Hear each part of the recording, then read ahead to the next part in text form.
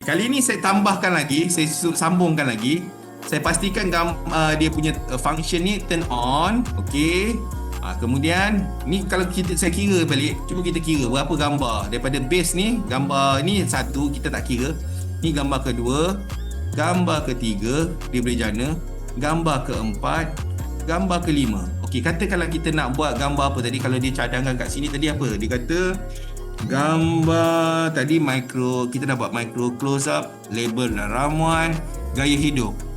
Okey, katakanlah seorang model. Okey, kita ambil, kita buat lifestyle shot. Okey, mari kita buat satu daripada gambar dasar yang kita tak perlu attach lagi. So saya turn on kembali function image ni. Okey, dekat describe ni saya tulis macam ni je, create image. Okay, create image.